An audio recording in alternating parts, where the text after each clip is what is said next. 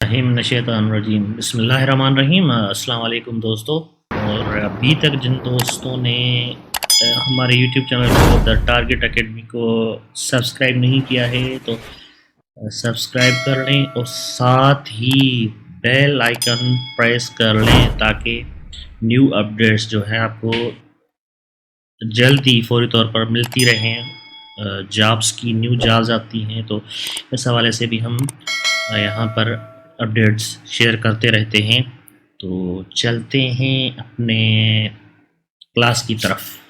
दोस्तों अच्छा, अब हम पढ़ेंगे गुर्दों की खराबियाँ, well function of kidneys, formation of stone in kidneys, गुर्दों में पथरी का बनना। बाज़ औक़ात गुर्दे खून से निमकियात और नाइट्रोजनी मादों को अलग करके जिस्म से खारिज करने का काम ज़्यादा तौर पर बेहतर तौर पर नहीं कर पाते। ऐसी सूरत में साल्ट्स गुर्दों में ज़ख़ीरा होना शुरू हो जाते हैं और पथरी पैदा कर देते हैं। शक्ल 1.2 पथरी के पैदा हो जाने से गुर्दों का फल मुतासर होता है और शदीद दर्द होने लगता है। गुर्दे में बनने वाली पथरी यूरिनरी ब्लैडर में भी मुंतकिल हो सकती है। खाने में कैल्शियम ज़्यादा इस्तेमाल और यूरिक एसिड वगैरह आमतौर पर गुर्दों में पथरी का बायस बनते हैं। शक्ल 1.2, अगर पथरी का साइज़ छोटा हो तो ये पानी के ज़्यादा इस्तेमाल से पेशाब के ज़रिए खारिज हो सकती है। दरमियानी साइज़ की पथरी को लिथोट्रिप्सी के ज़रिए निकाला जा सकता है। लिथोट्रिप्सी के दौरान बाहर से गुर्दे में मौजूद पथरी को शॉक वेव्स के ज़रिए छोटे छोटे टुकड़ों में तोड़ दिया जाता है जो पेशाब के ज़रिए जिस्म से खारिज हो जाते हैं। ज़्यादा बड़े साइज़ की पथरी को ऑपरेशन या सर्जरी के ज़रिए निकाला जाता है। और जो है आप इसका स्ट्रक्चर दिख रहे होंगे, ये गुर्दों में जो पथरी होती है इस तरह से इस जगह पर होती है और यूरिनरी ब्लैडर में पथरी जो होती है वो आप देख सकते हैं यहाँ पर इस तरह से ये पथरी आपको नज़र आ रही होगी। और चलते हैं, अगर पथरी का साइज़ छोटा हो तो ये पानी के ज़्यादा इस्तेमाल से पेशाब के ज़रिए खारिज हो सकती है। अच्छा, तो ये हमने पढ़ लिया है। अभी गुर्दे का नाकारा हो जाना, रेनल फेल्यूर, गुर्दे का मुकम्मल तौर पर अपना काम सर अंजाम देने के काबिल न रहना गुर्दे का नाकारा हो जाना रेनल फेल्यूर कहलाता है। गुर्दे के नाकारा हो जाने की बड़ी वजूहत तवील अरसे की इन्फेक्शन, ज़ियापतीज़ या हाइपरटेंशन वगैरह हैं। ज़ियापतीज़ ऐसी बीमारी है जिसमें खून में ग्लूकोज की मकदार नॉर्मल लेवल से बढ़ जाती है। हाइपरटेंशन बुलंद दर्जे का खून प्रेशर है। खून की फराहमी के अचानक बंद हो जाने से भी गुर्दा नाकारा हो जाता है। गुर्दे के नाकारा हो जाने का इलाज डायलिसिस या गुर्दे की तब्दीली, किडनी ट्रांसप्लांट होता है। Treatment of male function kidneys, नाकारा गुर्दों का इलाज डायलिसिस, मसनूई तरीकों से खून से फाजिल मादे अलग कर देने और उस की सफाई कर देने के अमल को डायलिसिस कहा जाता है। डायलिसिस के दौरान मरीज के खून को एक मशीन जिसे डायलाजर कहते हैं से गुजारा जाता है। डायलाजर में डायलिसिस फ्लूइड होता है। खून डायलाजर की नालियों से गुजरता है और डायलाजर फ्लूइडान नालियों के गिर्द बहता है।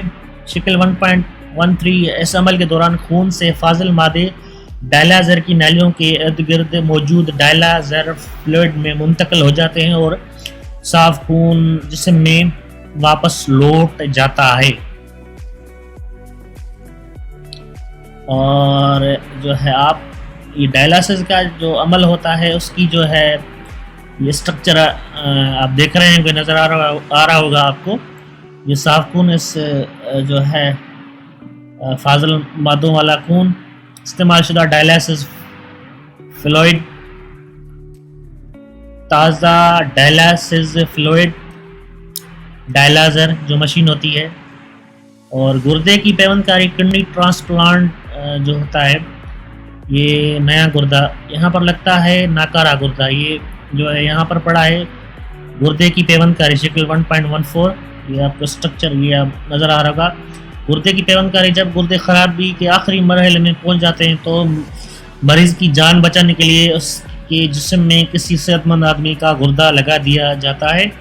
یہ عمل یا طریقہ گردے کی پیوند کاری کڈنی ٹرانسپلانٹ کہلاتا ہے۔ شکل 1.14 گردہ دینے والے شخص کا تعلق مریض کے خاندان سے ہوتا ہے یا اس کا قریبی رشتہ دار ہوتا ہے۔ سیل ڈویژن پر۔ سیل ڈویژن ایک ایسا عمل ہے جس کے دوران ایک سیل دو دختر سیلز میں تقسیم ہو جاتا ہے۔ جو سیل تقسیم ہوتا ہے اسے آبائی سیل، پیرنٹ سیل کہا جاتا ہے۔ سیل ڈویژن کے نتیجے میں پیدا ہونے والے سیلز دختر سیلز، ڈاٹر سیلز کہتے ہیں۔ سیل ڈویژن کے آغاز سے پہلے آبائی سیل ایک ابتدائی مرحلے سے گزرتا ہے جسے انٹرفیز کہتے ہیں۔ انٹرفیز کے دوران سیل کے نیوکلیس میں موجود تمام کروموسومز اپنی ہو اشکال کاپیاں تیار کر لیتے ہیں۔ اس طرح کی کروموسومز کی تعداد ڈبل ہو جاتی ہے۔ اس عمل کو ڈپلیکیشن آف کروموسومز کہا جاتا ہے۔ سیل ڈویژن کا عمل دو مراحل یعنی نیوکلیئر ڈویژن اور سائٹوکائنیسس پر مشتمل ہوتا ہے۔ نیوکلیئر ڈویژن میں نیوکلیس کی تقسیم ہوتی ہے جس کے بعد سائٹوکائنیسس کا عمل وقوع پذیر ہوتا ہے۔ سائٹوکائنس کے دوران سائٹوپلازم کی تقسیم ہو جاتی ہے۔ آپ کی معلومات کے لیے یہ جو ہے نیوکلیس سیل کا وہ حصہ ہے جو پورے سیل کے تمام افعال کو کنٹرول کرتا ہے۔ کروموسوم سیل کے نیوکلیس میں موجود ہوتے ہیں۔ یہ پروٹینز اور ڈی این اے کے بنے ہوتے ہیں۔ ڈی این اے سے مراد ڈی آکسی رائبو نیوکلک ایسڈ ہے۔ ڈی این اے ایسا مٹیریل ہے جس میں نئے سیل یا جاندار کے بننے کے لیے ہدایت کا مکمل سیٹ موجود ہوتا ہے۔ یہی وجہ ہے کہ ڈی این اے کو وراثتی مادہ کہا جاتا ہے۔ ایک ہی اسپیشیز یعنی نوع کے جانداروں کے سیلز میں کروموسومز کی تعداد برابر ہوتی ہے، تاہم جب کوئی جاندار گیمیٹس یعنی جانوروں میں سپرمز یا ایگز یا پودوں میں سپورز پیدا کرتا ہے تو ان گیمیٹس یا سپورز میں کروموسومز کی تعداد آدھی ہو جاتی ہے۔ تو یہ آپ دیکھ رہے ہوں گے سینٹرولیس جو ہے یہ آپ کا ہو گیا، اور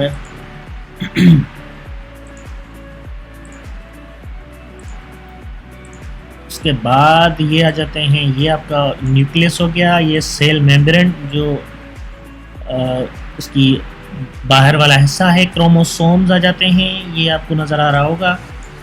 تو نیوکلیئر میمبرین، یہ نیوکلیس،